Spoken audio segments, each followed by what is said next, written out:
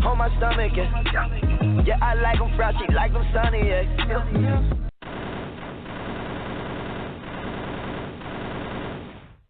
I'm in the street, all I know is that first, you've got to get mad. You've got to say, I'm a human being, God damn it, my life has value.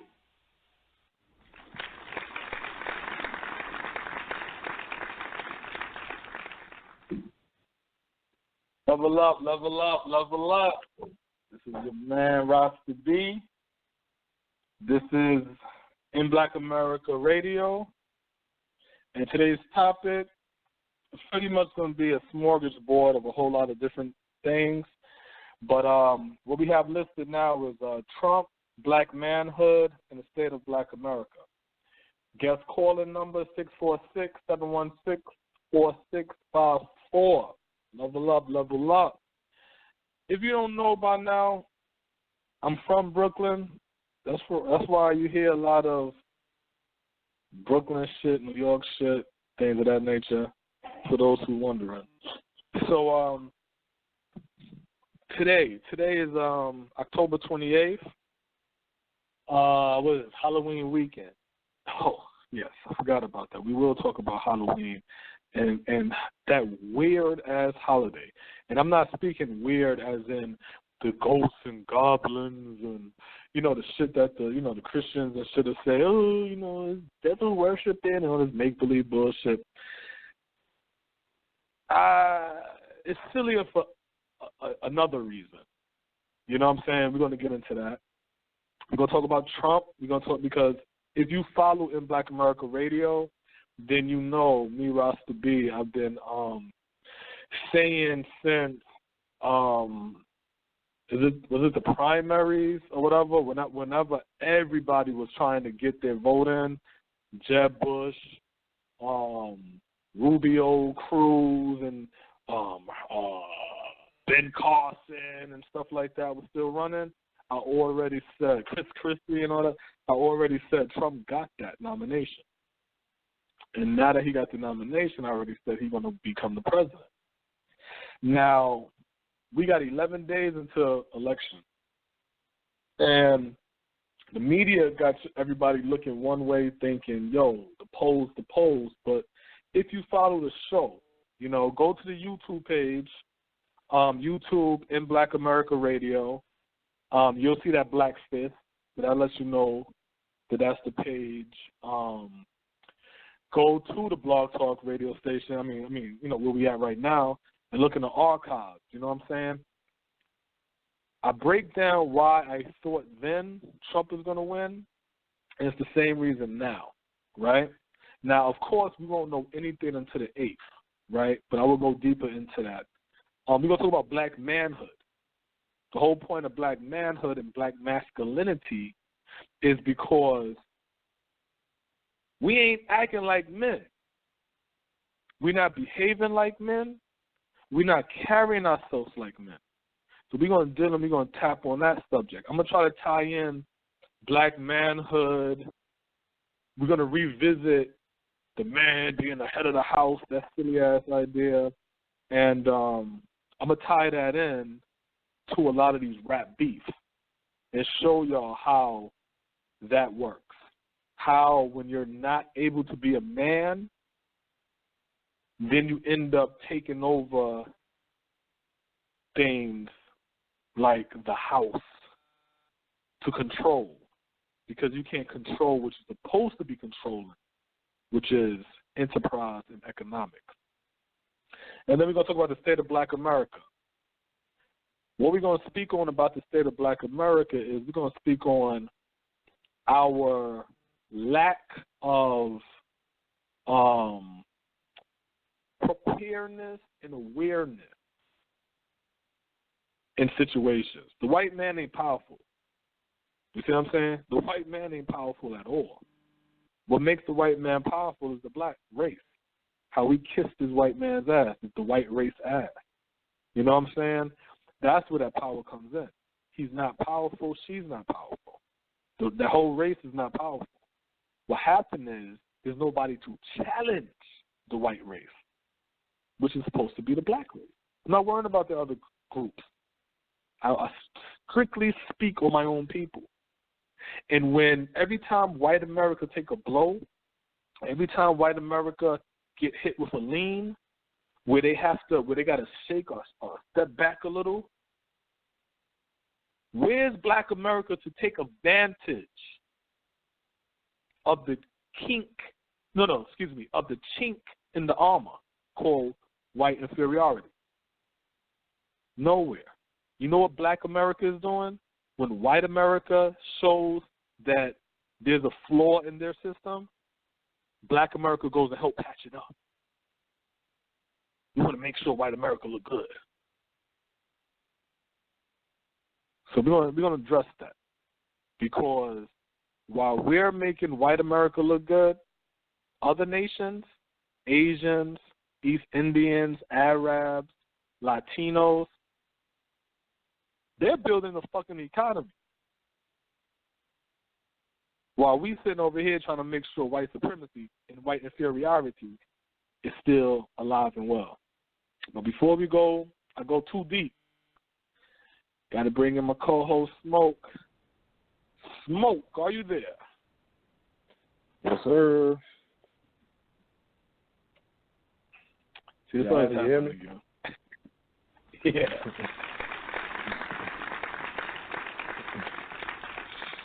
What up, man? Yeah, man. Shit, another Friday, man. Another Friday. Friday, get hiding. Yeah, I'm glad. Yeah, that's why I had a hell yeah. I know I got a damn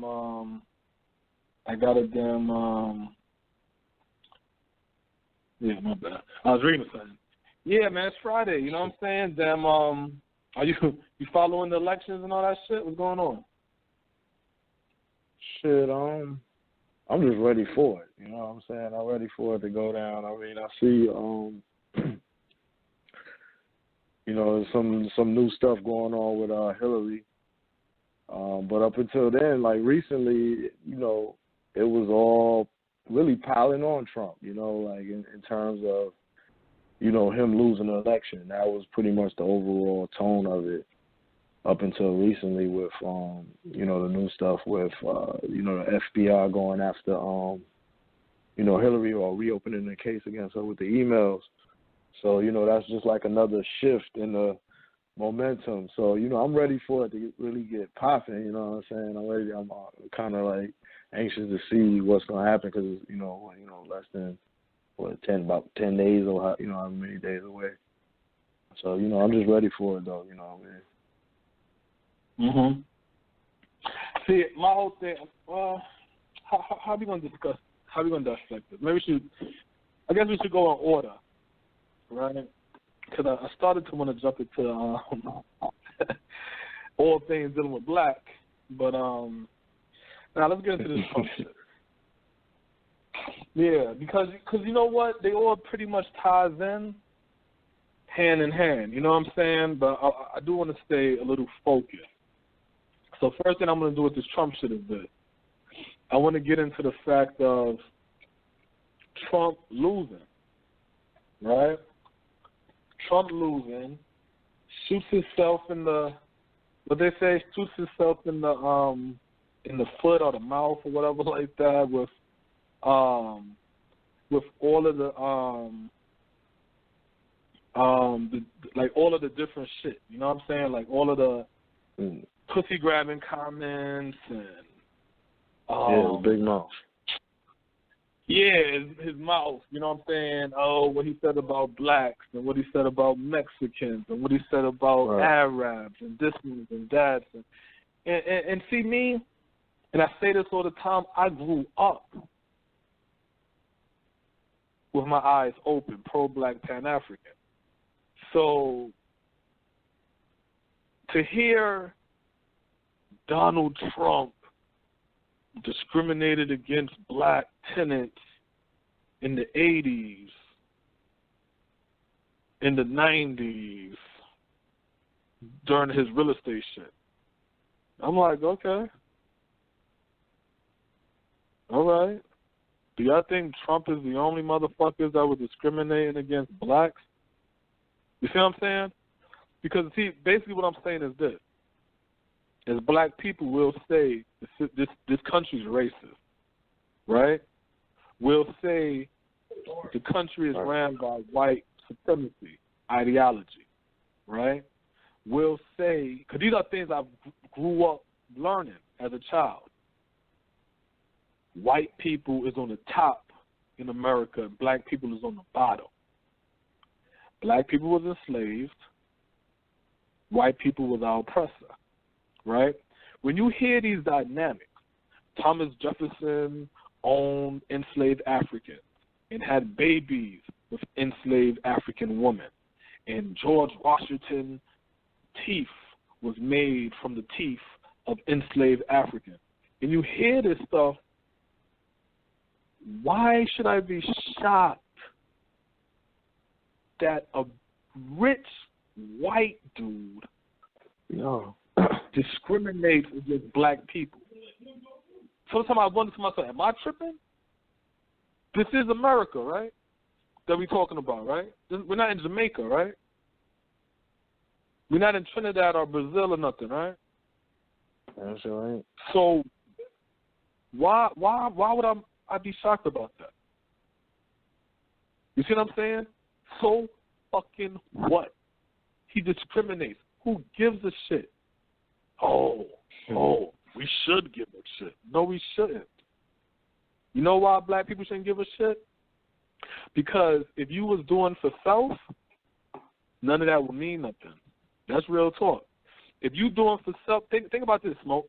Think about you own your own corporation. You own your own business. You generate money, right? That take care of your house and your family, right? And then you hear a white person says, I would never hire you at my job. No, I would never hire a nigger at my employment. Okay. I got my own shit. I don't give a fuck about your views and opinions. You know what I'm saying? The only how that comment hurts is if you're looking for a job in his establishment, if you're looking to work for him, if you're looking to make him and his establishment money. And then he says, I don't hire niggas. Then it's like, oh, racism. You see what I'm saying? But goddamn, if you take care of yourself, how much of this shit that these white people do really going to affect you? If we start doing for self. And this goes back into the Trump shit, right? You know what I'm going to do? I'm going to alley-oop this so I can spark this split, right? This goes into the Trump shit, right? I just gave my example with the discrimination, right? How about you tackle that story on the Bundy? Eamon Bundy? Little Cliven Bundy? Yo, before that, though, yo, they got a show on A&E.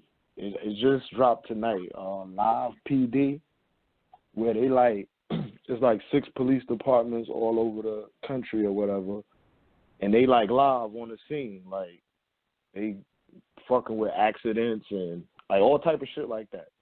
So these niggas is in Richland County. Where I'm at, they got this cat locked up with some damn weed on the damn tape on his car and shit. Them niggas got the live footage or whatever. You know, I don't know if it's actually live, like it's happening right this second or whatever, but you know, that's how they promoting it, live PD. You know all that shit on TV. Yeah, all that shit on TV. You know what I'm saying? They got this nigga with the weed out and shit. I'm looking at that shit like, oh, this nigga's right there in Richland County or whatever. Yeah, that's what I'm saying. All that shit on TV.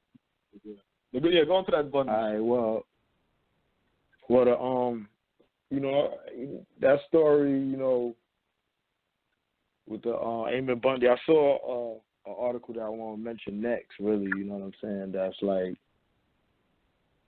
it's like the epitome of just white privilege, you know what I'm saying? So, you know, you got Eamon Bundy and 6 others, they were acquitted for the standoff in Oregon, which was a 41-day standoff where, you know, they took control of federal land with weapons and pretty much took it under, you know, under their control. A federal building It was also a federal building. And Cass is crazy. So they pretty much is in trial, you know, during this time, and everyone got acquitted. And so I ran into a story that was on the Daily News where they're pretty much saying that Eamon Bundy, who was the leader of the of that militia that took over the federal properties, that his testimony was what pretty much got everyone freed. It was in the New York Daily News, and they were saying that the jurors was able to hear his side of the the situation. I guess pretty much making them empathetic to it. But I'll just read off the article. Wait, before you read it off. From my understanding, right? I'm just going off of memory. What you're talking about is with the Eamon Bundy.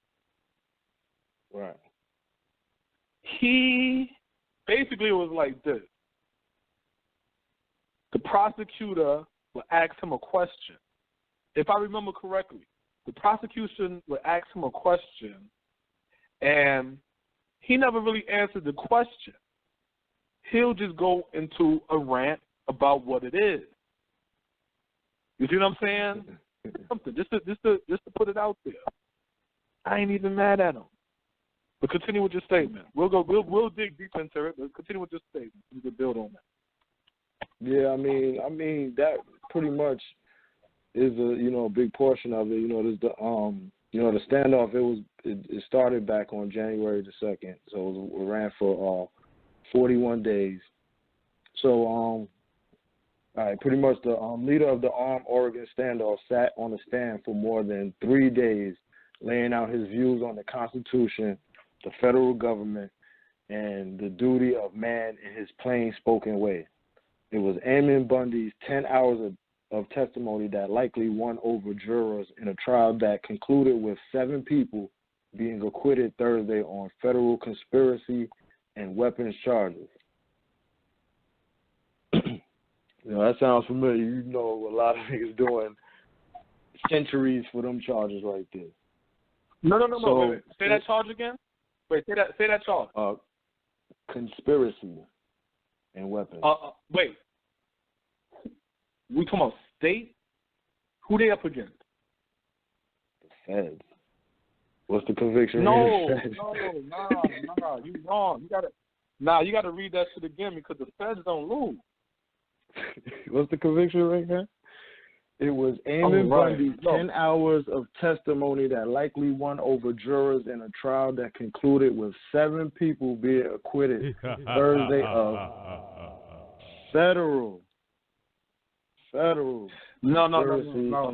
And weapons charges. I don't think you're reading the right story. You must be reading about another Bundy because. All right. Well, he went I got to a janky trial. computer, so let me enlarge it a little bit. Hear what I'm saying? Wait. Hear what I'm saying? He went through trial. You mean to tell me he didn't plead out? Mm-mm. He took that shit to trial. Gotta play your song. You see what I'm saying? Oh, can you hear me? Yeah, I hear you. Yeah, he took that shit to trial. Remember, that was the last show. Yeah, I said you gotta play that song again. No, I ain't got to cue that. No. But it just you thought I said I couldn't hear you. But I can't even nah. But the whole shit is they went to trial, right? He went through what we should a 10-hour rant basically, right? Goddamn, this is conspiracy charges, okay? And these are the feds. And let me read one part from the story, one part, because they still facing charges in Nevada, right? But peep this. Amon Bundy's defense lawyer, Marcus Mumford, demanded, right, his client be released immediately after Bundy and 6 others was found not guilty Thursday. Munford kept yelling at the judge and wouldn't calm down, so U.S. Marshals used their stun guns on the attorney and then wrestled him to the floor. So the reason why I wanted to bring that up, because it is black manhood in the state of black America.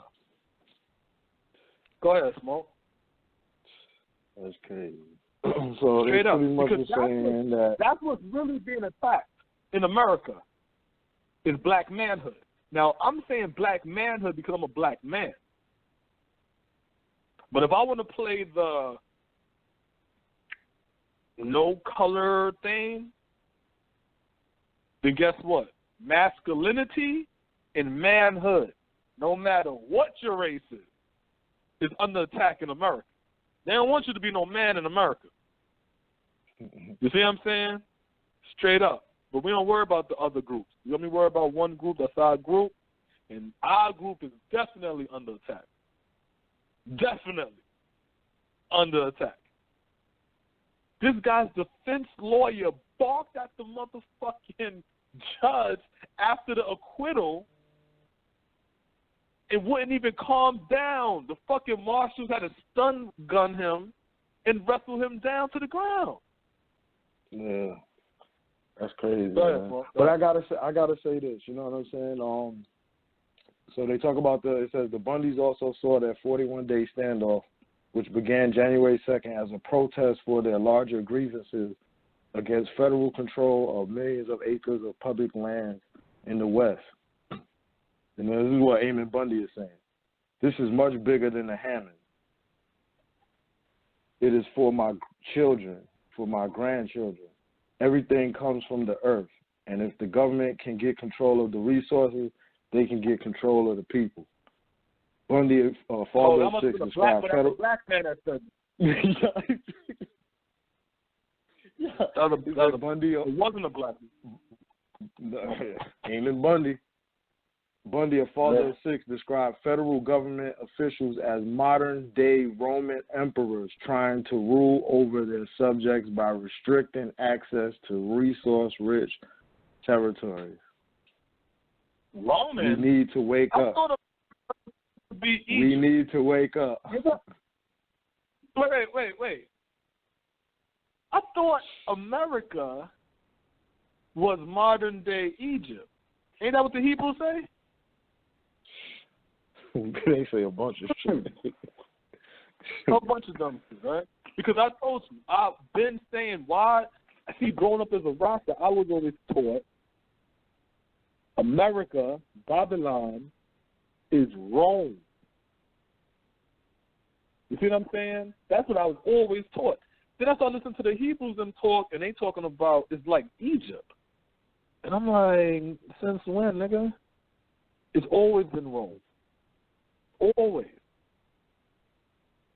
But we'll get into that. But continue that last part. What he said. I want you to repeat that last part he said after the moment. I'm gonna just read the whole thing over because. Yeah. So he said, going back to it, he said, this is much bigger than the Hammond. It is for my children, grandchildren. Everything comes from the earth. And if the government can get control of the resources, they can control the people.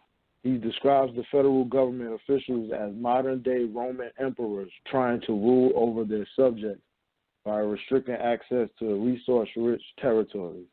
So that's how the Daily News is explaining him.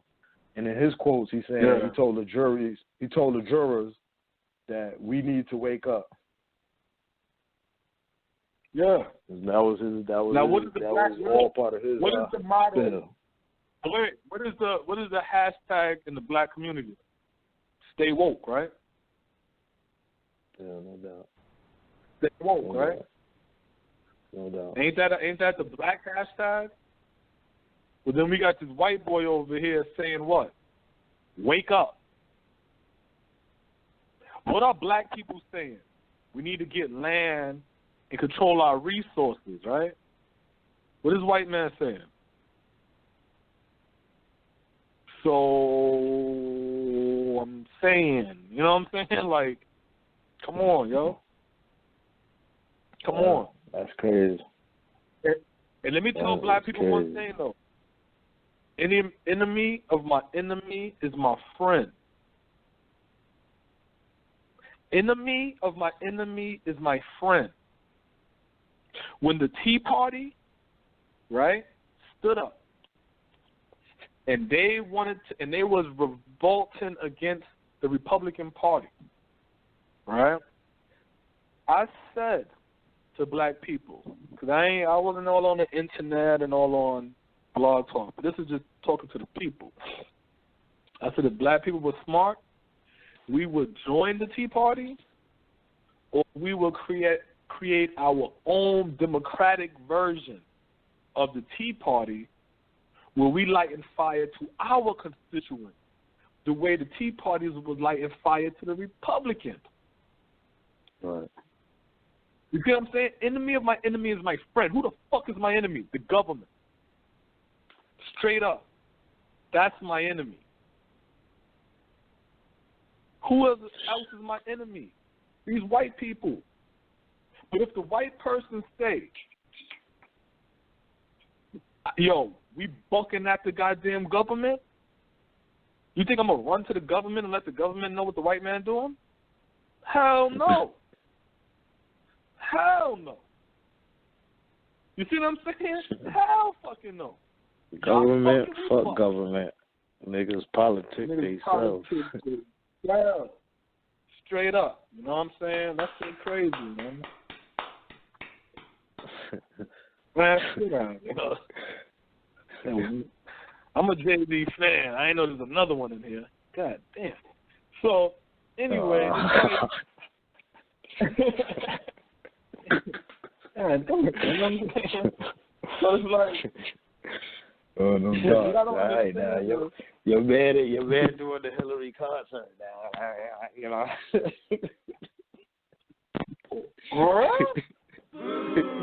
Yeah.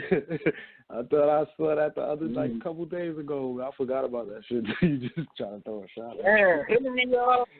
Hillary about to do what, a summer jam or some shit to get her elected? What she got? See, I gotta look it up because I don't. Jay-Z, Beyonce, fucking Jay-Z the headline concert for Hillary Clinton. Yeah, man.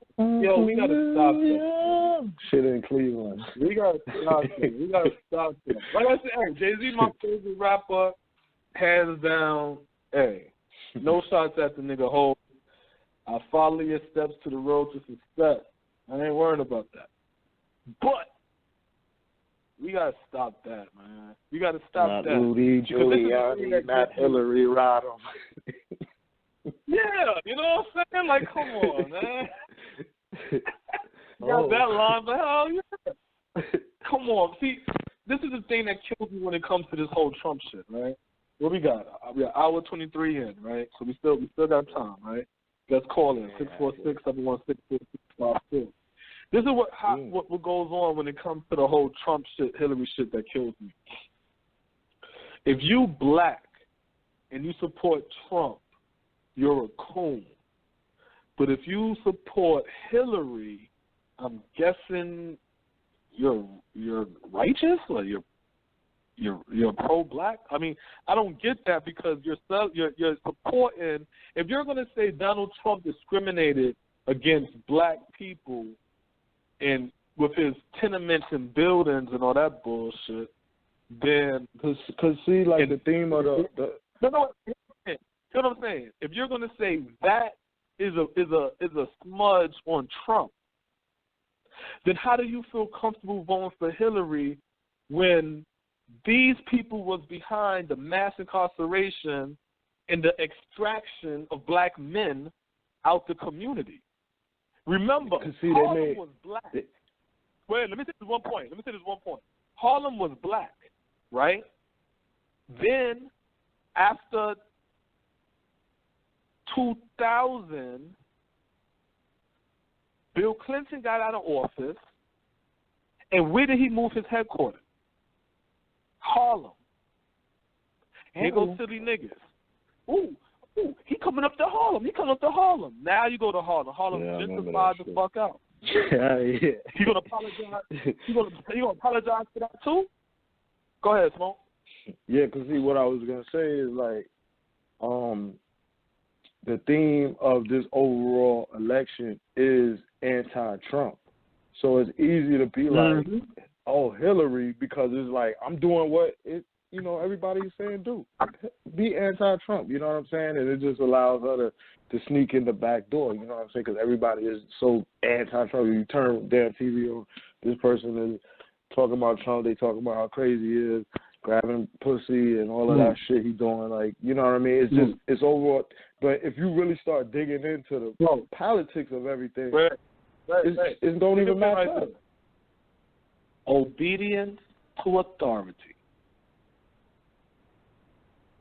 You remember that? Remember I read from that whole book from what was that, 2 weeks ago or something like that? I remember that shit. Obedience to authority. So because everybody's saying, Hillary, Trump is this and Trump is that and Trump is going to do this and Trump is going to do it. Hillary, we got to stop Trump. Then guess what everybody's doing? Yeah, we got to stop Trump. Because authority is telling us to obey. That's why the Libertarians and the Green Party, that's why they would never win. It ain't got nothing to do with money. It got everything to do with obedience to authority. When the first time do you learn obedience to authority? In church. When you about to question that Bible, and somebody smack you upside your head and say, you don't never question the Bible. You don't never question it. That's saying obedience to authority. Scumbag, yo, like, and now I saw where she, like, they were, in the with the FBI leak, we didn't really talk about it yet, but in that FBI leak, the probe for the email leaks, they were saying that in those emails, she was having conversations about using Eric Garner and his death or his killing, his murder, as a part of her little political shit for the anti-gun shit or something like that, to that effect. And it's like, this bitch helped perpetuate that super predator shit where they looking at niggas like they is fucking animals, and they took Eric Garner down like a fucking animal. I don't know how many cops it was, but they all on him, choking him the fuck out, taking him down, and she part of perpetuating that shit. And then you're gonna turn around and use her, you know what I'm saying, a man who was subject to that thought process in your fucking campaign. Like, Hillary is a fucking scumbag, and anybody who would dig into her politics, and you just gotta scratch the surface. It's not even like you gotta be some fucking researcher to find shit out about her. What you gotta do is scratch the surface with her. You would not vote for her. So that's why it has to be anti-Trump, and that's why people say it's easy to say fuck Trump. He a dickhead. Easy. He give you something every time he come out. It's something he gonna give you. Even a little smaller shit. He don't even gotta say nothing for people to find something to dig on him about. Like, Trump just did this, he did that. You know what I'm saying? He don't even gotta do nothing. It's easy not to like him. He always been that guy. You know what I'm saying? So it's easy not to like that dude. No. And that's why that shit could fly. That guy is. But what that guy is? A rich, white, privileged American. That's how they always also pays the politicians. So now he in the game with them, knowing he paid them. So it's like, what y'all talking about? That's the point. They don't like it. I made that point a while ago. I said two things. I said, one, this is not Democrat versus Republican. This is Democrat versus Donald Trump. I said, we never seen nothing like this before.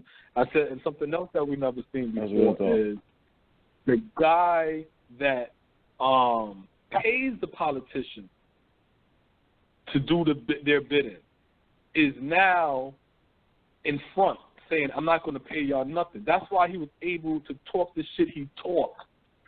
Say what he got to say about motherfuckers. Because I know y'all. I've been paying y'all. I've been sucking my deep. You see what I'm saying? Yeah. To get my fucking bread and my goddamn backing and shit like that. Y'all want to talk shit now? Don't talk shit. I know everything about y'all, yo. I know these are guys. See, this is the thing I don't like. The thing I don't like is how people like to take what's really going on and act like the shit ain't really going on. You know what I'm saying? Donald Trump says, if they love celebrities. You could just walk over and grab them by the pussy. You know what I'm saying? I could just go and just kiss them and here go everybody. Oh my God, I've never heard anything like that in my whole life. This is nuts. That's how talk amongst men. Stop fucking lying. That's how men talk amongst men. Don't sit over here now and try to make that like, oh, he was talking about sexual assault. What the fuck are you talking about? The video, once he got off the bus, that was Billy Bush.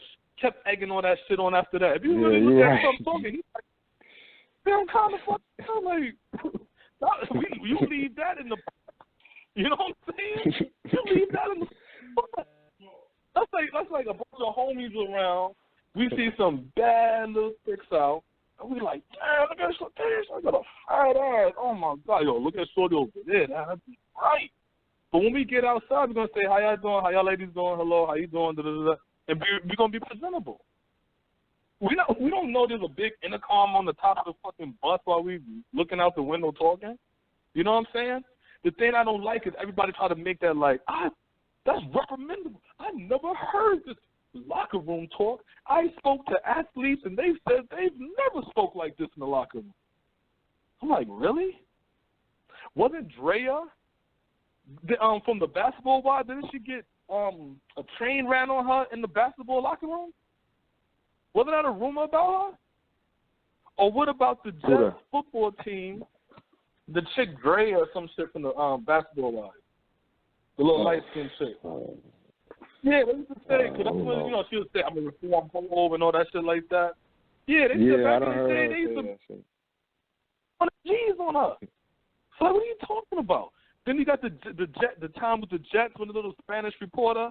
Remember that shit? Right. The Spanish reporter had went back to interview him, and you know, Cass was doing all crazy shit. Yeah. I'm saying, they even showed that same scene in Oliver Stone, I believe. His name is, the director's name is, in any given Sunday, the Willie Beeman thing. Right. You know what I'm saying? And Cameron Diaz came inside, and they all on, and living their legs up, and like, come on, don't front now. You see what I'm saying? That's what I don't like. The lie, the blatant lies, right? Then what's the other shit Trump said? The inner cities is violent and high crime, and you can't even walk in the neighborhood, you might get shot. Oh my God, I can't believe he said that. What are you trying to say? All black people live like that? And I'm like, he ain't say that. He talking about the inner fucking city. When I'm out here in the hood and I'm chilling with my people, I'm not sitting around chilling lackadaisy. I'm watching my back. I am looking left and right. You know what I'm saying? I am wondering who's that over there. It ain't sweet.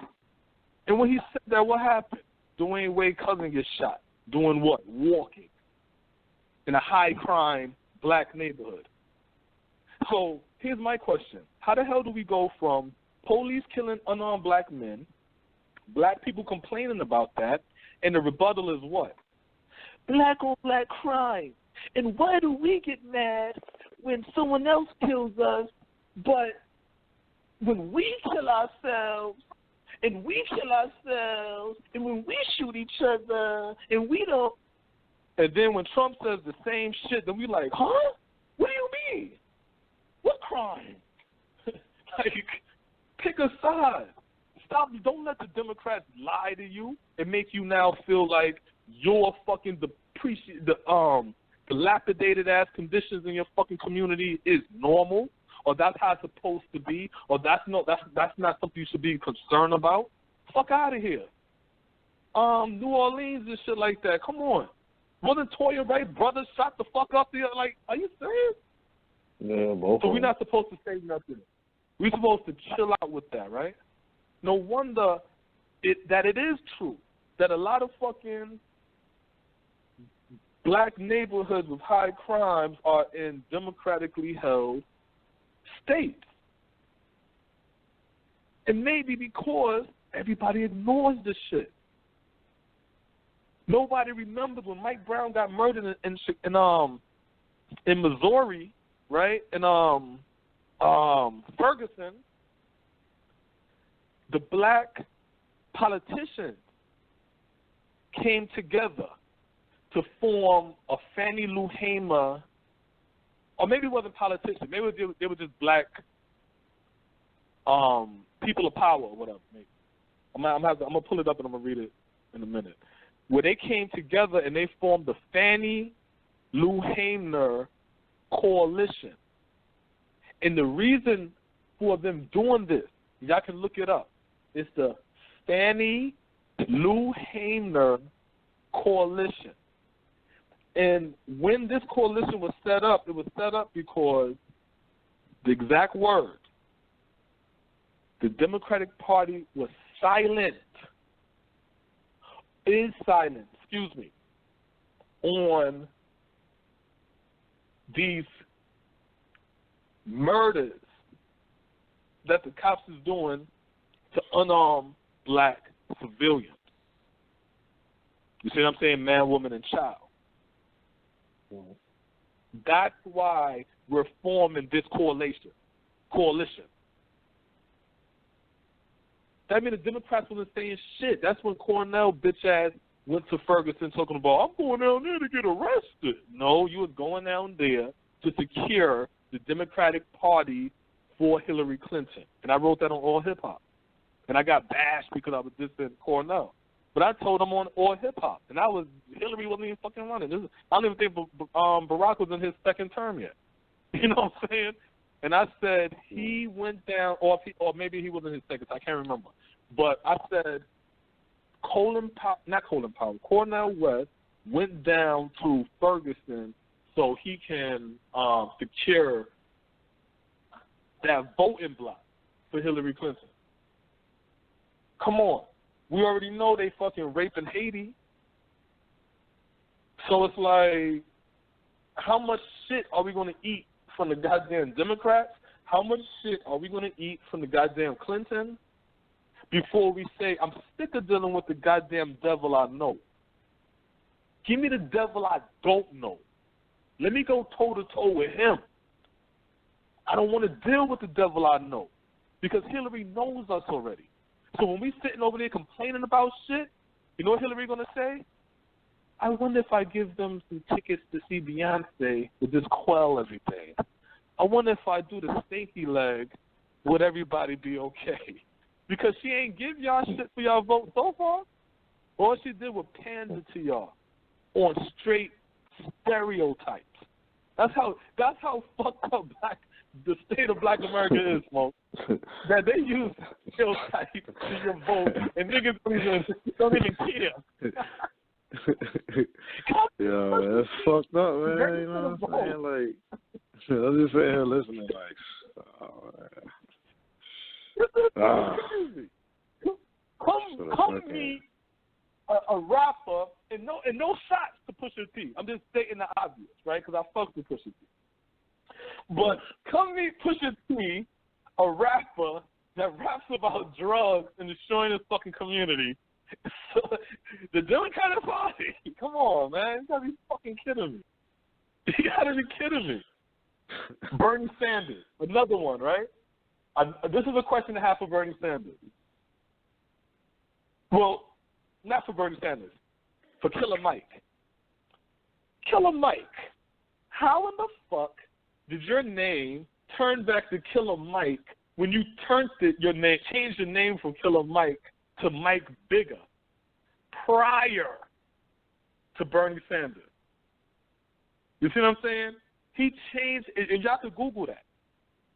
Killer Mike changed his name. I don't remember the year. It had to be in the earlier 2000s. He changed his name because he said it was hard for him to really get his music out because with the whole Killer Mike thing in the war marks and things of that nature. He changed it to Mike Bigger. So when he was campaigning for Bernie Sanders and it was Killer Mike, I'm like, how the hell did that happen? How the hell why the hell did he change his name back to Killer Mike? And how the hell are you on a campaign trail with a fucking politician and you're representing him and your name is Killer Mike? But you can't sell your record to man, niggas get duped out here, man. Go ahead, bro. This shit getting me tight. That's crazy, man. That's crazy. We always play into who everybody else politics. You know what I mean? It's like they bring us along for the ride. Yo, we need your numbers. We need your vote. We need your bread. We need your donation. And all of that, whatever it is. And then at the end of the day, we don't benefit off of it. You know what I'm saying? So it's like, it's just, that happens with us all the time. And it's like, we don't be seeing that shit until a fucking decade, 20 years later. Then it's like somebody's writing about it. I'm like, oh, well, back in this era, if they wouldn't have did blah, blah, blah. And it's like, damn, we ain't see that shit during that time? Like, what the fuck? You know what I'm saying? So it's just basically when our kids look, Smoke. When our kids get bigger, right, and they about to vote, right, because I don't think Hillary's gonna win. I think Trump got this still. I'm gonna ride that plane to the crash. You know what I mean? But and we ain't gonna know into the 8th. Yeah. We ain't gonna know to the 8th, but we're gonna do the show live on the 8th. We're gonna do it live. We're gonna run down the whole shit. But so we're gonna find out together whether I'm right or wrong. But let's say she do win, right? They do the same raping that they've been doing to us, right? It's going to be our kids get older and shit, and then it's going to be like, but Dad, I think Chelsea Clinton has got the answer for us. No! Oh, This is not even an 80 anymore. No. Feel like the end of fucking Jungle, was it Jungle Fever? Wake up! Like, God damn, you know what I'm saying? Like, give me the devil I don't know. And I'm going to break that down real quick. They give you that stupid saying, give me the devil I'd rather deal with the devil I know than I don't know. That's a stupid-ass way of thinking. Because that's going to keep you complacent. When you deal with the devil you know, you can never change. Because if you stand up against that devil that know you, that devil know everything about you. He know how to sit your ass back down. The end. When you deal with the devil you don't know, you can change. Because that devil don't know you. So you can change. You can say to yourself, I came into this game timid, but now that this person don't know me, certain shit I ain't going to let slide no more. So if they do something to you that the other person been doing to you, you can now say, yo, I don't play that. You can't call me a nigga. You see what I'm saying? You go to Hillary, right. You can't call me a nigga. All right, nigga. No, I said you can't say nigga. But I said GA nigga. You're right, I know, but no. Listen, can we just not call me a nigga? Why, nigga? Never mind. You know? But then you go to the person that you don't know, you know what I'm saying? And you're like, all right, nigga. Be like, yo, I don't play that nigga shit. Yeah, all right, nigga. Punch that motherfucker in the face. I still don't play that nigga shit. You see what I'm saying? Now I say, oh, maybe he don't. Maybe he never played that nigga shit. I don't know. Like, he punched me in my face. That motherfucker that knows you, they know you. Y'all scrap, y'all wrestle. They know everything about y'all. Grew up together. The Clintons been fucking with us for how long? How long? How easy do we forget? How easy? This shit is the craziest shit. We need to reinvent ourselves. You see what I'm saying? And we need to change the way we look at life and how we see each other. Because one thing I'll tell anybody, the best way to stop white supremacy is to stop following that motherfucker. How about let's try that? You see what I'm saying? If white supremacy going right, we going right with it. If it's going left, we going left with it. Complaining all the way as we go. So if white supremacy going right, go left. Go left. Let them wonder, oh, shit, these niggas, oh, we're going to protest, and we're going to let everybody know that we're going to boycott your stuff because we have spending power. And we say that with pride. Like, that stupid shit makes sense. We have spending power. We have the power not to spend with you. But what happened if you run out of food? I got to spend with you. But what happened if you ain't got no toiletry? I got to spend with you. What happened when you don't pay your light bills and all the other shit? Okay, so we're just going to boycott for that day. How about that? Fuck it. All right, whatever. Cool. The end. Like, we have no economy. So your spending power don't mean shit when you're living within other people's economy. They put us in these places. Martin Luther King said, I assimilated my people into a burning building because America is not what she says she is. That's like you're dealing with a woman who says she loves you, she's dedicated to you, she's down for you. But every time you come home from work, she's fucking another nigga. Or you see somebody, a man, you know what I'm saying? Wow. You and her yelling, y'all arguing, y'all fight. You know what I'm saying? And then you like, well, maybe I'll put a baby in her, and then maybe she'll see I'm serious. Now she's pregnant. You coming home. Pregnant, still fucking a nigga. You see what I'm saying? Like, she don't, that's America. Now you have children, and you like, well, maybe if I show her that I'm a good man, then still fucking around. You see what I'm saying? And it's like, but she's still telling you, no, but I love you, and I'm dedicated to you, and I want to be with you. But then still fucking around. And it's like, what you're saying and your actions are two different things. And then you go fucking crazy. Yeah. You either go crazy or you get locked the fuck up. You spend all your damn money. Let's put locked up. You get locked up, you spend your money, you get beat, all that other shit. So what happened after you now? You just get drunk, you get used to it, you tell them, hey, you ain't got to go nowhere. Yeah. And that's how we are now. That's how we are. Yeah. We're so beat the fuck down that we'll sit there and we'll stay like, this is America, so you got to just deal with it. I done heard that before. Yeah, I don't even put up a fight. I done heard people say, it don't make sense. For what? Why put up a fight? You know that this is how America is. But I mean, you think about it, they ain't even American. No, you know what I'm saying. But when you beat down. Yeah, exactly. You're right. It don't matter. When you beat down, it don't matter. You beat down person. So now you just accept it. Now you taking care of the children and all the children she having with other men. She's still upstairs screwing everybody. And you just saying to yourself, you know what? I don't care. She can do what she want to do. I'm just going to take care of the kids and make sure they be better. And you just be looking at the nigga like, wow, she broke you. That's how America is to us, that we wear woman clothes. We wear pants, Robin jeans, which is a gay man's pants line. Robin jeans with the foam pocket. These rappers rapping about wearing gay man jeans to sell to our children. And then here come mothers, right? No, I'm going to call it, because I wanted to be nice, but I'm not going to be nice. Here goes silly-ass black woman, right? Silly-ass black woman, so much following goddamn TV and shit, not following real life.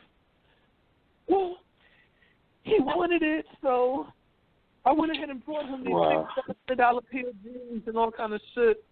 And it's like, no, you supposed to be like, you ain't getting none of that shit. Fuck out of here. Wranglers, leave.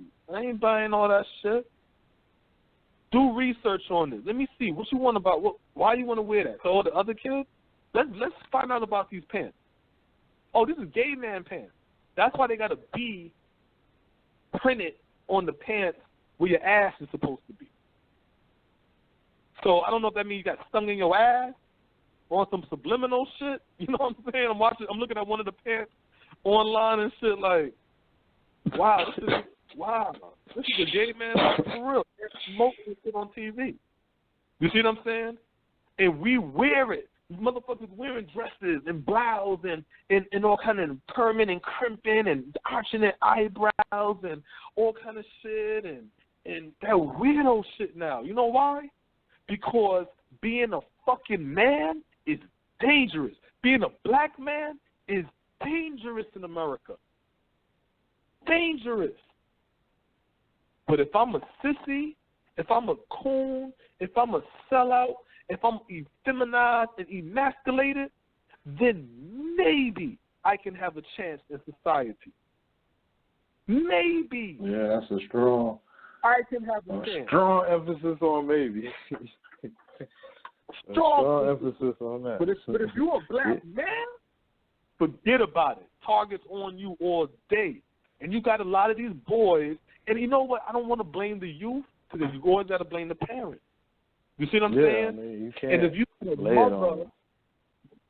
Yeah, you can. And if you got this black woman now who's scared to death to take care of her children, it's going to be weak. The child's going to be weak.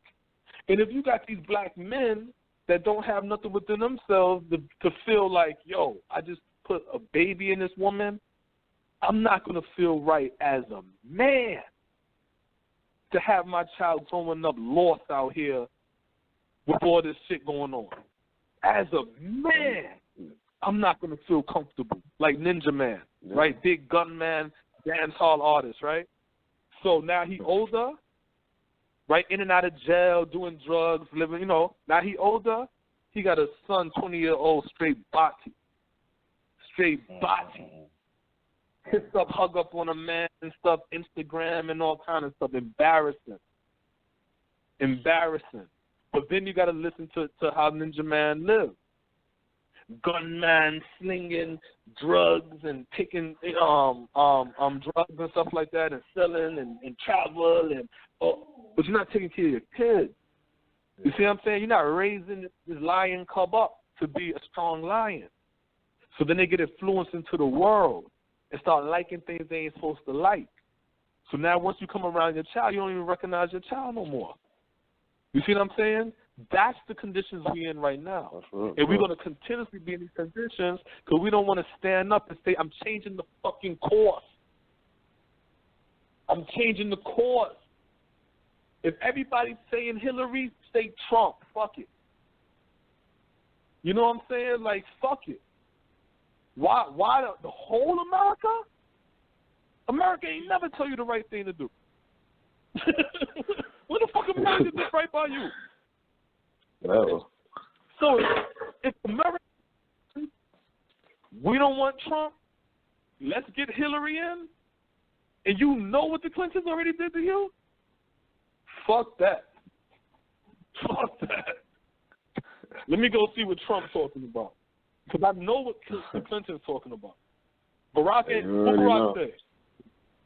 black people, if you don't vote for Hillary, you're going to disappoint me.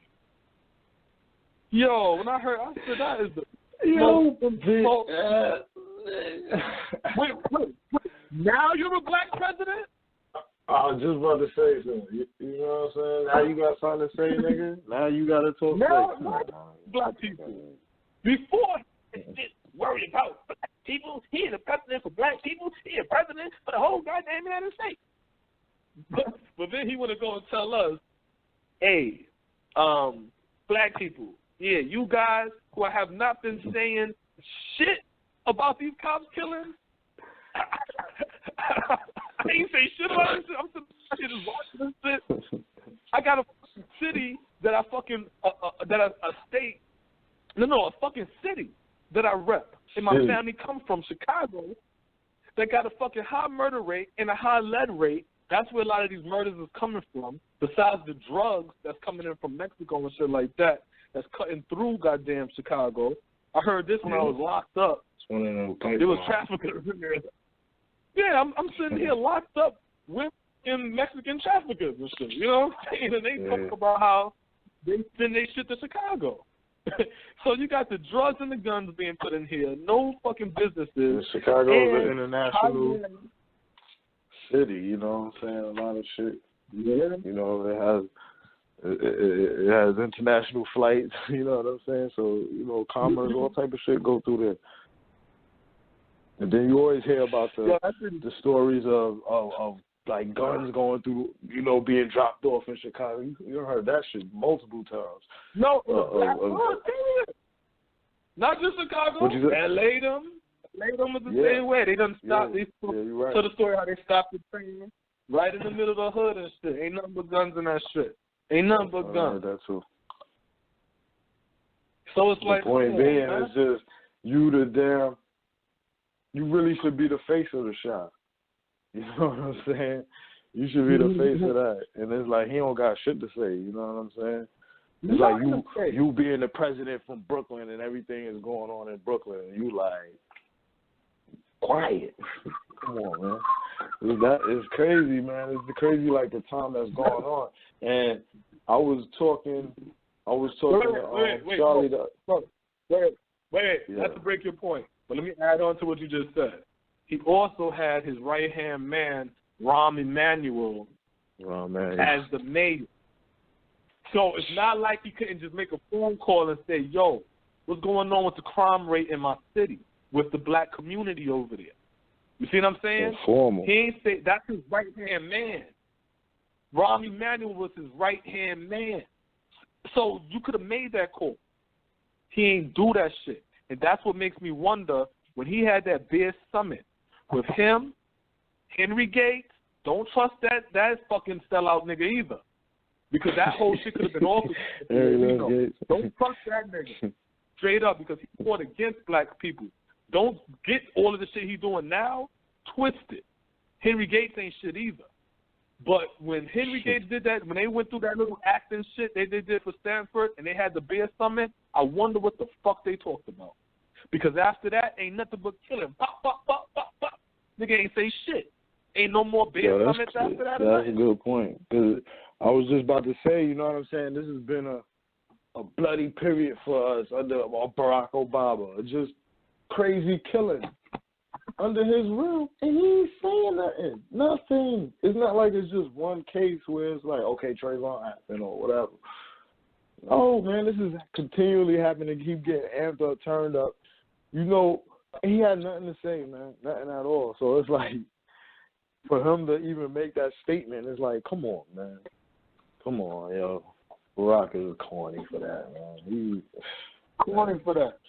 And then the next time you say something else, because remember, when he was talking to black people, everything he said about black people, pull yourself up by your bootstraps and know the reparations and all y'all need is education and stuff like that, and basically put the past in the past and move forward type shit. You know what I'm saying? Nothing about the grievances we talking about and we speaking of. Then turns around and goddamn tell us he gonna be disappointed if we don't show up to elect this cruddy ass chick who already incarcerated majority of black men. Her family. If we don't, you know what I'm saying? Like what? You took the 98 out to do what? Let them corrupt the goddamn black community so you can throw in 900,000 more fucking black men? Like, you already know. That shit don't stop, man. It don't stop. It don't stop. Like, you just get a little bone and shit, and like that's gonna be the mark. You know what I'm saying? It's like, oh, Barack, he released all of these cats from jail. Oh, just like a black man, he released niggas from jail. You're gonna see that shit, but you're not thinking about the impact that of the community. That's what we're gonna see. No, what we're gonna see is the fucked up community. That's what we're gonna see. That's what we're gonna see. It's like the impact of it is like, because we know jail is not that's what it ain't reforming. Anything is breaking you down. You know what I'm saying? Yeah, it's like you spoke on that earlier. So it's like to bring those back. You know what I'm saying? Those bodies back is like it's gonna change the, you know what I'm saying? It's gonna change shit for the people that's going. Again, with no economy, communities they going with to. no economy, but no economy. Yeah, with no economy. Yeah, it's one thing. That's really the kicker. That's the kicker. It's one thing if we had our own economy, and then releasing these brothers back into the community. Oh, they can come back with open arms. Yeah, we got now. You can come back with open arms. We got an economy, brother. So you release, no problem. We got a job for you. We got an economy. We don't got an economy. So guess what? We have We have basically all these black people who was stripped out the community by the Clintons is now going to come back home with all of the shit that they learned and experienced in a fucking slave camp, sex camp, oppression camp, mentally ill camp. You see what I'm saying? So now you're going to dump all this shit back in our fucking community. We don't have a goddamn economy, but we do have impressible goddamn youth. And we do have a high drug count now. We don't got niggas just smoking weed. Now we all on the fucking white boy medicine. Why? Thanks to Obamacare, right? Let's go ahead and give a clap for Obamacare because, you know what I'm saying? That shit is helping the community, right? Oh, well, who's the only person that signed up? I'm going to tell black people again, straight up, we don't need no goddamn Obamacare. We don't need no health shit from this goddamn government. We need to go back to our herbs. We need to go back to eating right. We need to go back to working out and changing our lifestyle. That's what we need to go back to as black people. We don't need to be on drugs. Because what happened when you get these insurance companies, these healthcare shits or whatever like that, this is how they sell it to you. You got to remember, this is a wicked country we live in. A wicked country we live in. It just masquerades beautifully that you forget how wicked this country is. They tell you, oh, you're sick, and you can go to the doctor and all these good things and yada, yada, yada. All that shit is bullshit. So you can get the goddamn shit. Once you get this health stuff, what happens next is they start pushing drugs on you. Then all of a sudden shit's wrong with you, and they start pushing drugs on you. And then your gullible ass start taking these drugs, and then you start to get hooked. That's how these things work. You see what I'm saying? I'm missing 2 back teeth because I had dental insurance. Because I had dental insurance. When I didn't have no dental insurance, shit was wrong with my teeth. Yeah, but that's the story of Big Man on Respect Life and shit. He got shot or some shit, you know what I'm saying? And then he had to take the medicine, and then he got hooked on it. Then he pretty much got all mixed up in the street because he was addicted to fucking painkillers or whatever he was taking. Yeah. So, you know, that's a common story. That's a common story. A history lesson. Black people did not have health insurance. The cracker did not give a fuck about your health. So black people, and I'm talking about the 80s when I was coming up, 80s, early 90s. So black people had to do something called home remedies. That's what black people did to heal ourselves. We went to the Chinese and got to get little stuff. We went to the Jamaicans and got some of their information, you see what I'm saying, and things like that. Boiling teas and soaking and all of that stuff. Cause see, like my mom, we grew up with insurance, you know what I'm saying, but that was always an element of it, you know what I'm saying? Going to the hospital and all of that shit was lots of last minute shit. Y'all grew up with insurance or not? Did y'all have drugs in your house? No, we did, but what I'm saying is like that's the home remedies and shit like that. That was the first option. You had the drugs in your house, or you didn't have the drugs? No, we did. But what I'm saying is, right, like, but that's the point I'm making. I'm not saying whether you do the home remedies or not. I'm saying the whole purpose of having health insurance, they tell you it's for your health, but it's for them to give you drugs. And you always end up getting drugs. You see what I'm saying? That's the point I'm making. It ain't whether you do the naturalness or not. Yeah. But if you don't got that card, you ain't getting none of that drugs. Only point I really was making was, like, now ain't no home remedy. You know what I'm saying, at all. So I was just pretty much saying, like, you know what I'm saying, even with people who might have been going to the doctors, like, from being a youth, those things was in a mix. You go to grandma, this and mix this with that, you know, some stuff they got in the crib or whatever.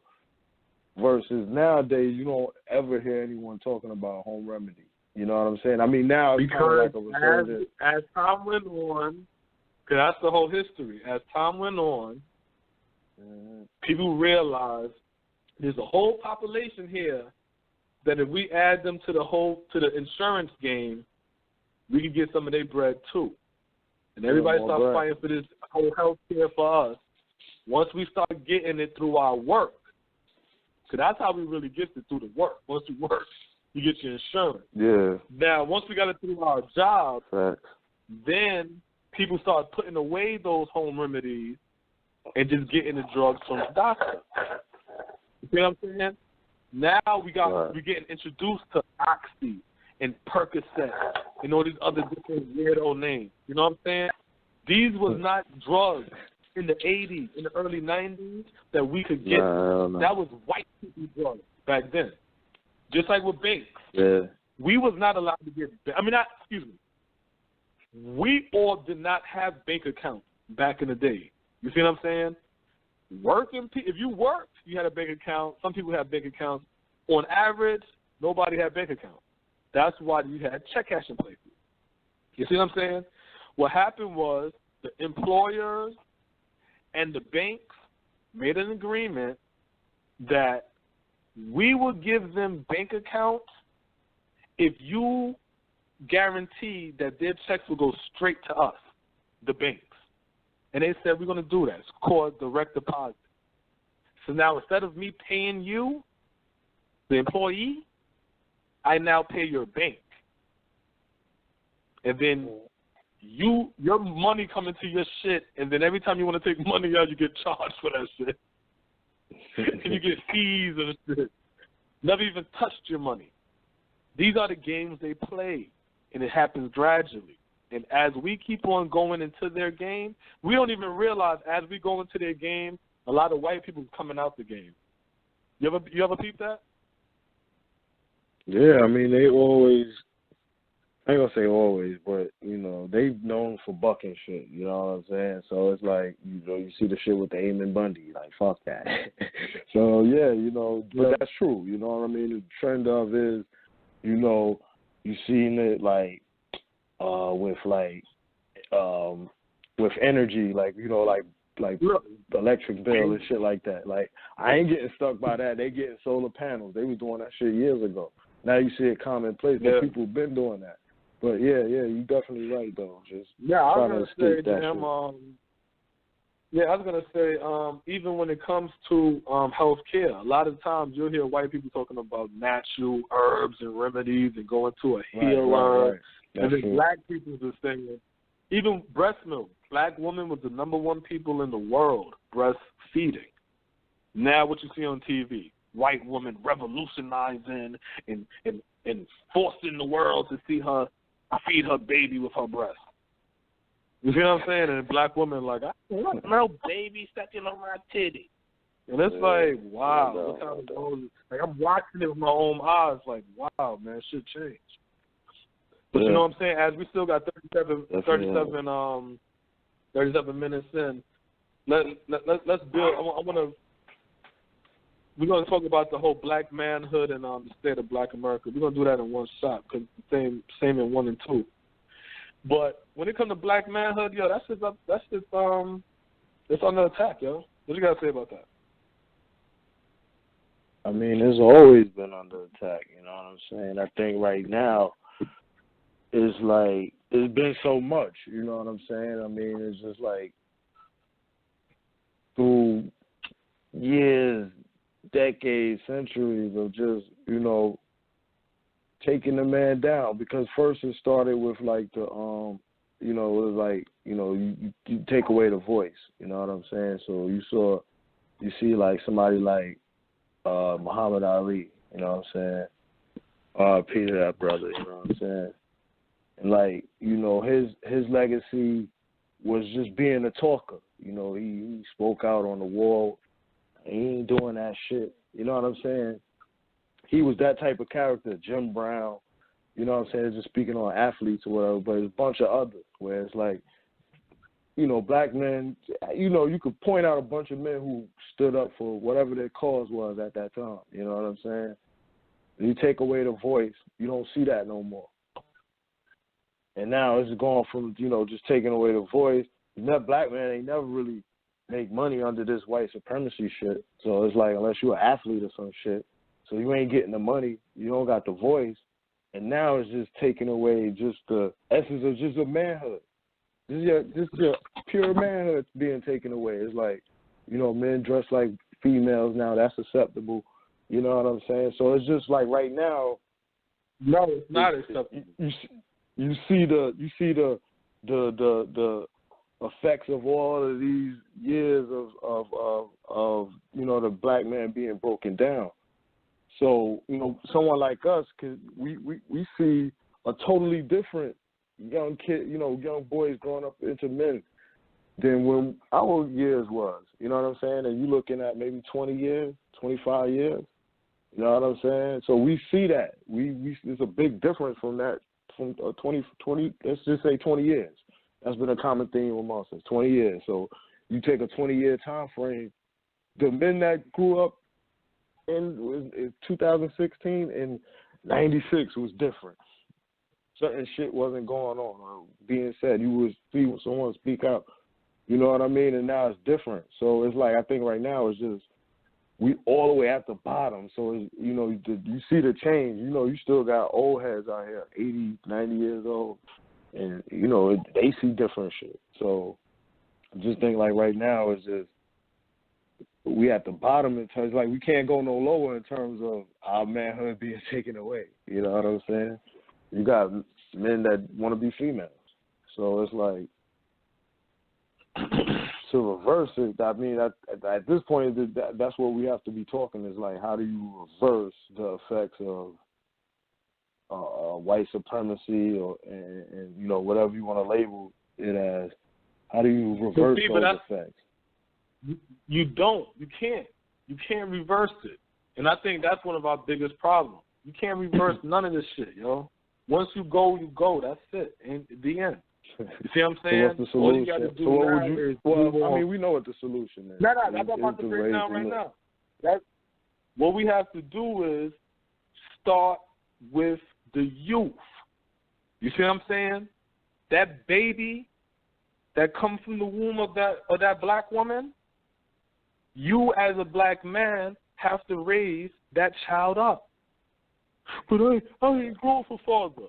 Me either. But I'm not. Who gives a shit? So what?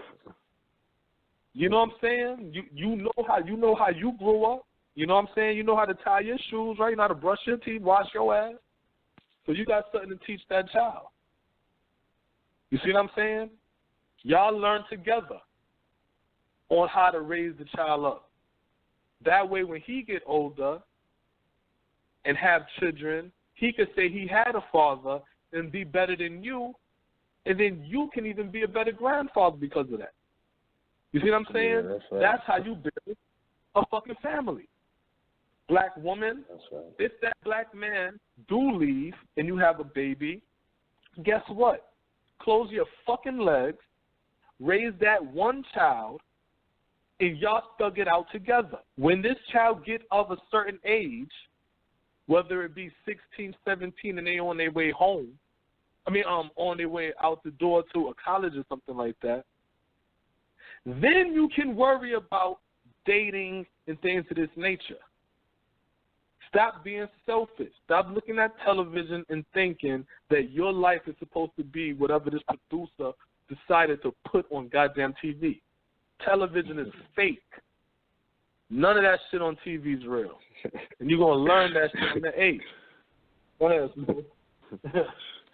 Straight up, man. Well, because you got to change, man. Wait, let me get into the Halloween shit. We got to change because we got like 30. We got to change the way we think shit because this is the Halloween shit. Now tell me if I'm right or wrong, Steve. You're going to allow on this day, Halloween, people to walk up to your house with fucking mask on, ring your bell. You're going to open up the fucking door to strangers, right? Then you're going to give them candy, right? Close your door.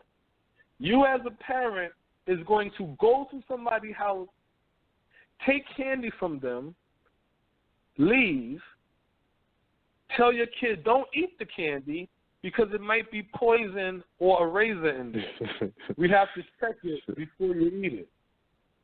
We're then going to have kids eating candy that rots their fucking teeth. But thank God you got your health care to send them to the doctor so they can extract this shit to put all kind of fillings and shit and get more money out your Medicaid card.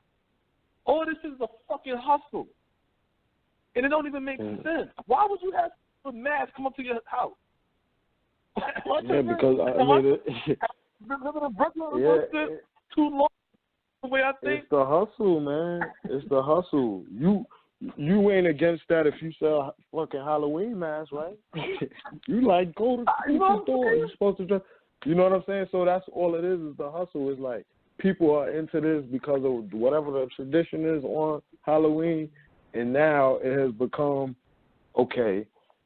Even if you ain't into Halloween, you at work, you like bring a bag of candy. So you're gonna at least contribute $3, $4, $5 on the low end per person. If you have a kid, you're gonna spend.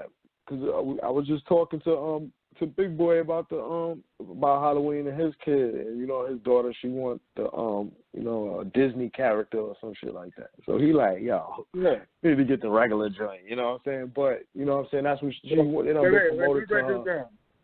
Wait, let me break something down real quick. So you're gonna take your daughter, right, to go and get candy from a stranger. Let that settle in your head. I'm gonna walk with my child to go to get candy from strangers. But the rest of the year, I'm gonna teach my child not to take shit from strangers, except this day, because it's a festive. No, man. That's why you got a lot of these kids getting snatched the fuck up. Y'all confusing the kids. Stick to a goddamn plan and let that shit be your plan. Don't sit there and just be like, everybody know that about Halloween. You don't eat the candy, you don't go. Like, Halloween is safe. You know what I'm saying? It's like, they got the store set up. My job, I don't know if they did it this year, but they have the setup inside the job. Like, each of the team set it up and have candy, and the little kids go through there. You know what I'm saying? Like, everybody knows that shit, but you still go and you buy the fucking costume for $100. The little makeup to put on there, that's $15. Then you're gonna go to a damn Halloween party for goddamn $30. You're gonna spend. So everybody who's in the mind frame of making money, they're gonna make money on that day. You just cater to that day. It's just, the thing is, a lot of times we not doing. We on the buying end of that shit. We on the buying end of it. So it's like, oh yeah, I got to do everything I just said instead of like I'm selling that. Power. You're on the spending power end. We talking about the buying end. We on the end where the power is at. We can see. That's power. Fucking pity. Holy shit. This that last quarter of the year, you know what I'm saying? Set it off with Halloween. Then you got Thanksgiving. Well, you run it right into Thanksgiving. People starting to go to the fucking supermarkets now. Money. Yeah, you can't save no money. You can't save no money. Yeah. And that Thanksgiving holiday season is always combined with Christmas holiday season because you trying to get all your shit before Christmas. You don't, it's the same shit. You know what I'm saying? Two rolls into one. December. That's it. So it's like it's hustle. It's hustle season. You know what I'm saying? So it's like I'm gonna tell you how ill it is. I'm gonna tell you how ill it is. What? That's the fourth quarter. Yep. I understand. That's the fourth quarter. What happens on the fourth quarter? That's when business do what? You see what I'm saying? Right. They check in their balance. Everybody's trying to get as much money as they can before they get into the next year. Right. You see what I'm saying? Straight up. That's the fourth quarter. Niggas don't even get it. That's corporate.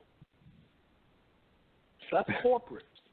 This is the fourth quarter, man. You know what I'm saying? It's like nobody really give a fuck about the story of Halloween. It's about dressing up and just doing all that shit and being part of it. Which 9 times out of 10, it costs money. What odds of these holidays being back to back, and it's the fourth fucking quarter? So you getting that Halloween money, the Thanksgiving money, and like you said, and that Christmas money, and December you getting that Christmas money. Yep. So it's like you making money on top of money during that December 31st. December 31st is the top man. Yeah, let me just get all that for New Year's. That one really minute. That 1 minute, you know what I'm saying, really, from fucking 12:59 to 1. 11:59 to 1. I'm trying to figure out what was the point of us integrating into a white society if we ain't going to learn the game. That's what I don't get. What's the point of integrating into a white society and just to get jerked? Like that's just stupid. So now we're gonna get into the whole state of Black America. The state of Black America is so fucked up that we're not even in a position.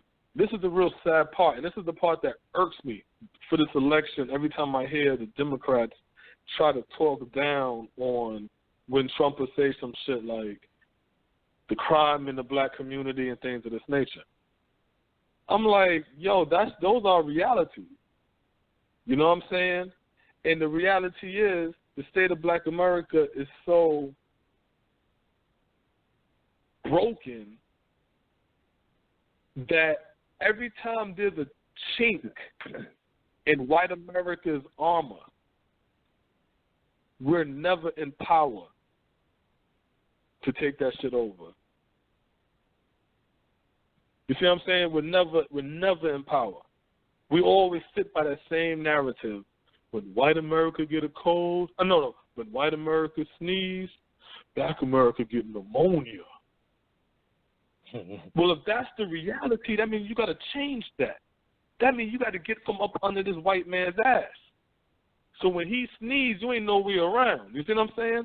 I've been hearing that shit. I'm 36. I've been hearing that shit all my life. If that was something that was real, then everybody would be having issues. Everybody in America will win. White America go down, then Chinese America will go down. Mexican Americans will go down. Everybody else. No, Chinese America ain't connected to white America. Exactly. Exactly. Right, that's what I'm saying. So they saying white. Oh, no, I hear you saying. Yeah, they saying white. Yeah, exactly. Yeah, because we need to unconnect. You know what I'm saying? Where those shit don't affect us. You know what I'm saying? We controlling our issues in our communities. We solving them. And we circulating our bread and shit. I mean, that's really the main issue. You know, we ain't gonna follow nobody else but white culture. So, you know, that's really the biggest issue, you know what I'm saying, with Black America, you know what I'm saying? And so it's like, we're not even a part of any trade agreement deals now that Cuba, which have a black population, we don't got no trading deals with Cuba to send food over there.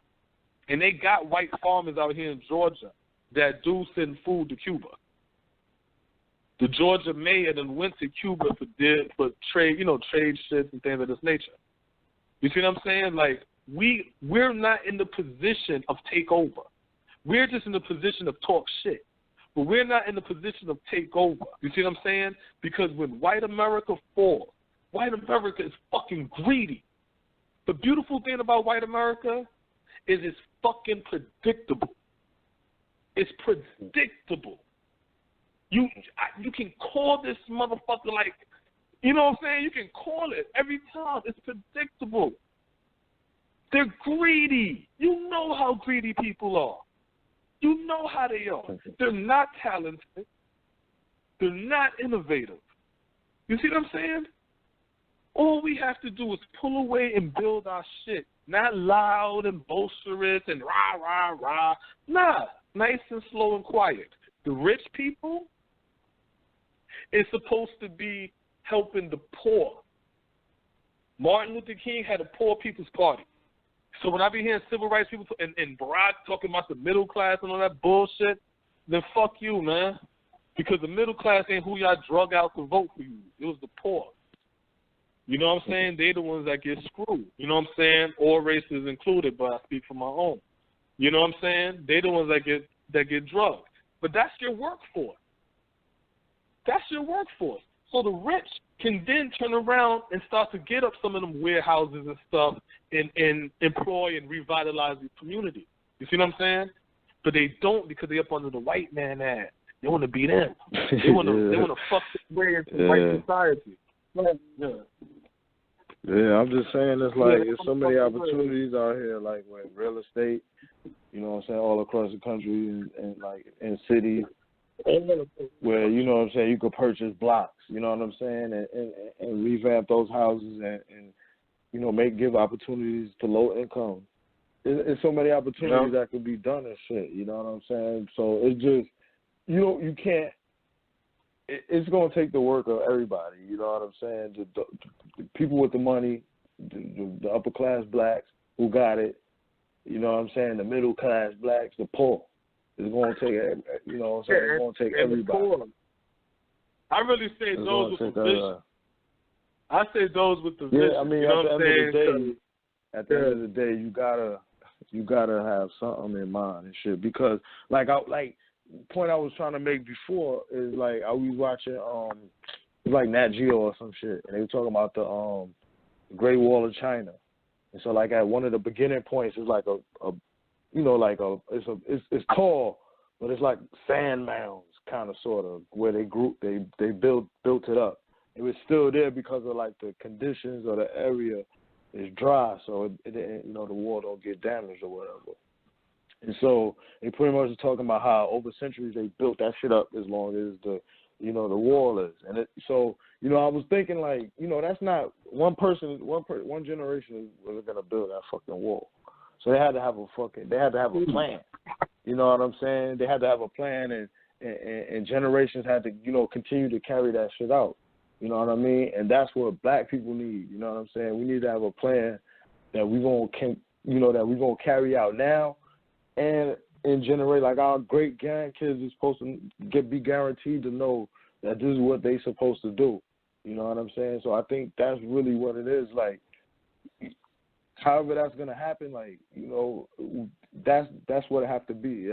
We have to have a plan that we all striving to carry out, and it's not gonna just be with us. But that's the whole thing about that is that ain't gonna work. I mean, that ain't gonna happen.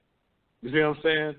The only way for that to happen in a reality, and every time I say that, people, you know, they roll their eyes and act like it's stupid. The only way for that to happen in a reality, it starts with the baby. You see what I'm saying? Oh, definitely. You yourself, you ain't got to change too much about yourself. That's going to already change naturally. You just have to make sure you change and raise those babies up. You see what I'm saying? That way, they're moving right and exact. When they have when the grandchildren come, you raise them right and exact. And then you have I mean, that's what you have to do. You know what I'm saying? With that mind frame, it's like if you're not raising the kids up, it's just niggas planning. Because everybody gonna die off, and then the children don't know what to do. Black man thinks he's supposed to run the house. I'm supposed to run the house. I'm the man. I'm supposed to run the house. So this is chaos. There's no raising up. This is chaos going on. You're not supposed to run the house. You're supposed to be creating the economy, building the corporations and the enterprise, taking over the world. You see what I'm saying? Taking over the world. We have to compete. We have to build. We do not have time to sit around and hoping and wishing and hoping change and all this other bullshit. You know what I'm saying? We have to do what it is that we got to do now. Because a good thing about a Trump win, that's going to keep black people mobilized. Watch what I say. Unfortunately. But that's going to keep black people mobilized. No, I think where you're coming from. If Hillary wins, we're going to fall asleep because the black woman, and I said that in the previous show, right? The black woman, her energy is this revolution we feel out here. Remember when I said that in a couple of shows back? I said this is the black woman, this feminine energy, the Black Lives Matter, the protesting, all of it. Even the brothers busting their gun and all that shit like that, you know what I'm saying? Brother Micah and things of this nature, the brother Gavin and things of this nature, all of that is female energy. All of that is that feminine energy right there fighting back. You see what I'm saying? Because I said that to my girl a long time ago. I said, every time you see the white man kill a black man on TV, he's not killing the black man because he's scared of the black man, intimidated by the black man. He killed a black man to put the fear in the black woman so she could raise weaker children. But we don't understand the psychology because we allow them to interpret shit to us. So then we start to say stupid shit like, the reason why they're killing the black man is because he's intimidated by our strength and our power. If he was, he wouldn't be killing y'all. He wouldn't even be fucking with y'all. Yeah, that's right. Do they fuck with the Jews like that? Did they fuck with the Italian mafia like that? Like, no. Them niggas, they're nobody scared of you, black man. You nothing but balls and no fight, unless it's your own. if the person you going at don't look like you, niggas ain't gonna do shit. So it's like everybody know that the jig is up. Once you tag blame in the game, it's follow the leader. You think the white man something? Wait till the Latino and the goddamn Chinaman because if Hillary wins, what? If Hillary wins, the goddamn watch what I say. Let's say Hillary wins, which I don't believe, but let's say Hillary wins. The Latinos that's on the Democratic side now, they're going to be Republican. Watch what I say. And they're going to be, the Latinos is going to be the Latinos and the poor white is going to be the Republican base. But the poor white's going to die off to the side. And the blacks is going to be on the Democratic side, still getting their ass kicked. And then we're going to watch the Latinos rise up in political power, and they're going to be our new fucking masters and shit. It ain't going to be no goddamn, it's going to be white boys still. We're still going to be saying white, but it's going to be Cruzes and Rubios and Sanchez and things of this nature now. The Spaniards. You see what I'm saying? We don't get this shit. We don't get this shit. We ain't playing the political game right. We're not playing the economical game right. We ain't playing the family game right. We ain't playing the race game right. We ain't playing the work game right. We ain't playing the game right. The underworld game right. Nothing. We play everything like they tell us to play, and how they tell us to play is to destroy ourselves. If you want to play white, That's crazy. Man, that's a damn clip right there, man. Nice, that was a nice sound bite, boy. But that was too real, man. That was too real and shit. Yeah, I mean, I gotta you just record that back in here. That shit just came out, boy. I gotta hear that one back. That shit just came out. It's like, man, it's like niggas in shambles. You know what I'm saying? It's like, shit is sad almost. You know, I mean, it is sad. You know what I mean? It's like depressed. It's sad, we running around here. We running around here all depressed, you know what I'm saying? But it's just really, we just got to action. We just got to mobilize. It's really, that's all, man. They keep telling us we got the money. We just got to put that shit together and to use. You know what I'm saying? Don't spend your power. See, but that's what I'm saying. These people here, they've already deaf, blind, and dumb. You see what I'm saying? So my whole shit is this. The mobilization that we should be doing is the mobilization with your goddamn children. Because a lot of times you see a lot of people that's pro-black conscious and shit like that, and their children is fucking wild in the streets. You know what I'm saying? And it's like, yeah brother, you got 50 bucks, but that's definitely your kid is out there gaming. But see, I just be speaking more so about just like, I guess more so the ones that's really the creative minds, you know what I'm saying? The minds that want to move. Like, actually, let's get to it. You know what I'm saying? Because, yeah, you know, it's a lot of us. But that's what I'm saying. It's not get to it. That's always the problem. We always want to start. But you know what it is? It's like this. It's like you ain't got no gas in your car, right? But you like, man, fuck it, let's go. And I'm like, nigga, we got to walk at least a mile and a half to get some gas first. Then come back to put, you know what I'm saying? And it's like, man, I'm ready to go, but we don't got the gas yet. We need a time of break where we just, I'm talking about like we could do like a good 10-year break where you don't hear shit. I don't care what the fuck the media say. I'm talking about cut your TVs off, you go to work, you stay silent, you stay humble, pleasant, polite. It don't matter what the fuck you crackers do. You don't react. You just 10 years, stack your bread. You don't spend no fucking money. Like, we all just 10 years. No, hear what I'm saying? That could be the mobilization. No, hear what I'm saying. Hear what I'm saying, because I'm not finished yet. So at this time, you're still raising your children. You see what I'm saying? So now you got your children now 10 or they 12 or whatever like that, and now they're going into these schools now with a different mind frame. So now we're creating our generation. Because every time you hear them say the X and the Y generation and the baby boomers, and all of that means they represent an era. You see what I'm saying? We might have done something in this era, and we're monitoring that era to see how they came out. So what we need to do is, instead of being part of experiment, we need time just to stop. You see what I'm saying? And just create our own generation.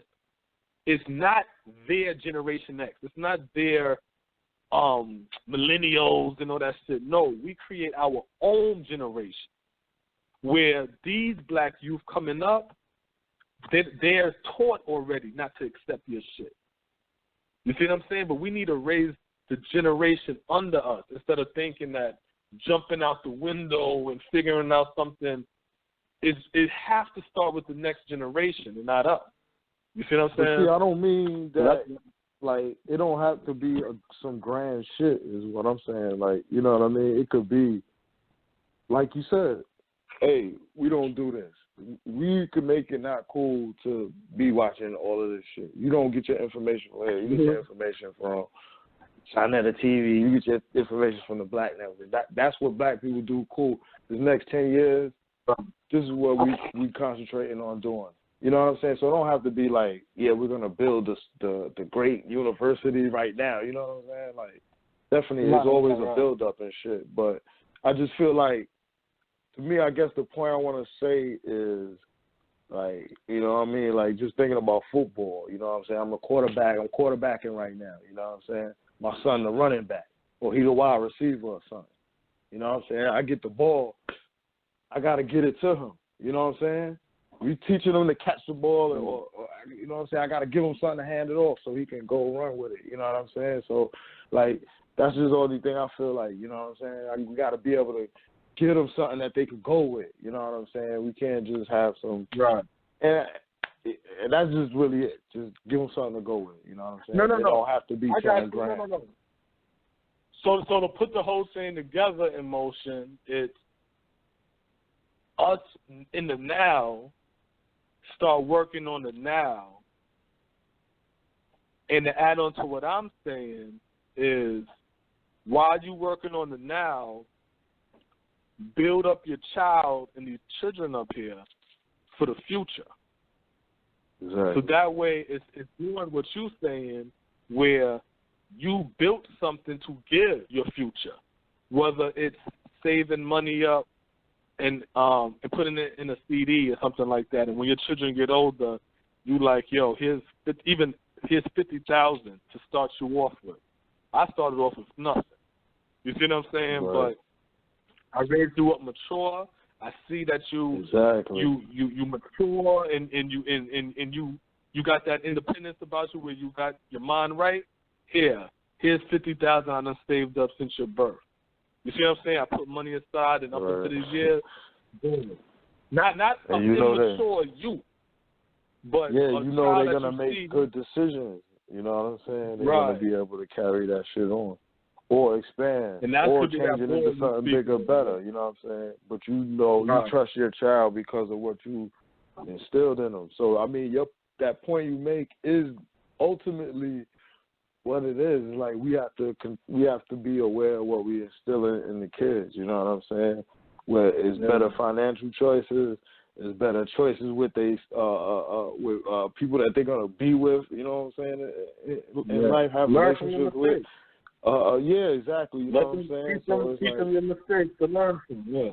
And like you saying, at the same time, and like you said, at the same time, build something. In the meanwhile, whether you just stay cutting back, you don't got to buy your kids all these expensive stuff. Let them learn how to be their own person instead of being part of a product. Save all of that money for your children, and when they get older, it could be 18 if they mature. You don't see it yet, wait until they're in their 20s. And when you see they get to the point where they're like, oh, they done settled down and stuff, then you could be like, yo, you know what? I saved some bread up all these years just for you. Boom. That might be $50,000 then. You know what I'm saying? It might have took you 30 years to get $50,000, but boom, you know? And then they do something. It could be a business where you pass that on to your child, or your child might get older and he might be a lawyer and be able to really help with the business in negotiation.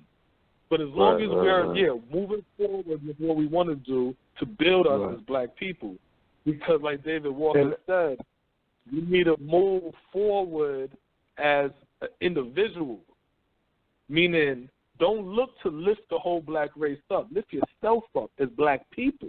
Mm-hmm. And as we all lifting ourselves up, we're doing it for the race. So if you see a brother that falls down, you ain't got no problem picking him back up, because we all understand that. We better in ourselves. It ain't you know what I'm saying?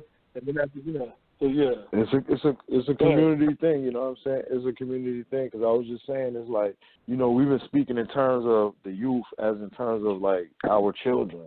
Somebody, we actually play the process and haven't. But it's really bigger than that, you know what I mean? It's for the others who don't got kids or who just around, because a lot of times you're not around your kid all the time. It be the kids, other guys on the block, the single guy who's hanging around here who have influences on your kids. So it's a bigger role. Not a bigger, but it's a important role for those too. Where it's like, I'm out here, I see this little shorty doing something. Let me make sure he good or she good. Instead of tricking and turning that little girl out, put her on the right path. So we got to do more shit than just like trying to tear each other down or turning our back to crazy shit with things that's happening with people that we know or in our community and shit like that. So, we all got to play that role too, you know what I'm saying? And like, we got to grow up as a people in a sense, you know what I'm saying? 'Cause we'll leave each other out there. You like, man, fuck that nigga. What he knocking on my door for X, Y, Z? Oh, you know this, that. You'll know they have a problem because we got this selfish, you know, everybody for themselves attitude. So, you know, if anything, we got a white man's viewpoint on life. We look at ourselves through the eyes of white people. We think of ourselves on the eyes of white people. So when we look at another black person, we have the same hatred. You see what I'm saying? Because that's why a lot of times black people see a white person and they smile and are happy and you're like, I ain't never seen this motherfucker this happy before. You know what I'm saying? So yeah, that's how that should be. Like, my whole thing is this, so at the end of the day, especially when we get back to the whole thing about black manhood, I feel like as men, we need to start to really stand up and hold our nuts, you know what I'm saying? Stop being on that bullshit. But we coming to the end, you know what I'm saying? So y'all come and see us. I mean, we'll be back again, I think, probably on Saturday, the Saturday show, you know what I'm saying? Go to that YouTube page, you know what I'm saying, In Black America Radio. Subscribe, you know what I'm saying? Go to the Facebook, InBlack.America. Got anything to say, Smoke, before we get out? Yo, another good Friday, you heard? You're inching closer to that election. Get ready. Yeah. We're going to be out there for the 8th. So stay there. We're going to see what's all right. Is it really the age of Aquarius? Is the age of Aquarius judging the goddamn voting back there? Trump. So you got the Trump sign and all right here. Peace. We out. Water. I'm in the street. All I know is that first you've got to get mad. You've got to say, I'm a human being. God damn it. My life has value.